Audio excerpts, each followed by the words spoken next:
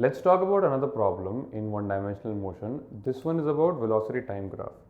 Here the question says, from the velocity time graph shown below, find the distance traveled by the particle during first 40 seconds.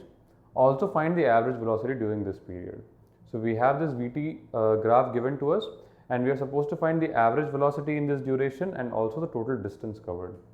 Now before we start solving the question, let's try to get a physical feeling of how the motion is happening. So we have a velocity time graph here. Initially at t equal to 0, my velocity is also equal to 0. So the particle starts from rest and the velocity of the particle is increasing until 5 meters per second is attained.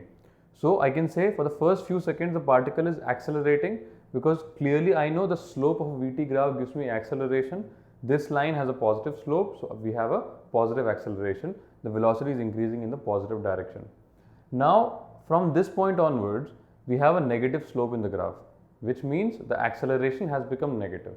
Now at this point, my particle's velocity is already positive, 5 meters per second, and the acceleration has become negative, which means the particle's velocity will start decreasing. We'll have retardation happening, correct? So the particle was moving and now its speed is starting to slow down. Now ultimately at t equal to 20 seconds, particle comes to an absolute rest, correct? Because velocity becomes 0, right?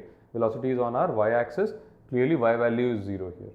Now after this point, I can see the slope of my graph is still negative, which means my acceleration is still negative and my velocity is increasing now in negative direction. So the particle came to rest, now the particle is going back, is accelerating backwards. So this part of the graph is once again acceleration, right? It is not retardation anymore, it is acceleration in the negative direction.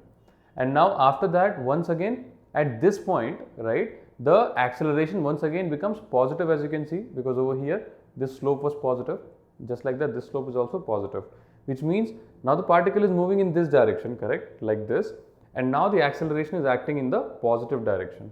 Now clearly this acceleration is causing the velocity to decrease, and we again have a case of retardation, and once again the object comes to complete rest at t equal to 40 seconds. So now I have understood the motion completely. So the particle started, then accelerated in this direction, then started to slow down, and then again came to rest, then again accelerated in this direction, again started to slow down, and again came to rest back at the same point. Once I have understood this, I can very easily attempt the problem now. So we know that area under the Vt graph gives us displacement, correct? So if I calculate the displacement for the first 20 seconds, it will simply be the area under this triangle, which is half into base into height. Half into base is 20 and height is 5. The answer comes out to be 50. Now 50 meters is the displacement when the particle started from here and came to rest here. Now in the second part of the graph, we get the answer for displacement as minus 50 meters. So the particle came from here, stopped here, and then again came back and stopped here. So particle traveled backwards, that's why the displacement is minus 50 meters. But if I am interested in finding the value of distance covered, it is clearly 50 plus 50, which is 100 meters, because the backward displacement will also add up the path length. So total distance covered is clearly 100 meters. And now when I am interested in average velocity, it will simply be given by total displacement upon total time.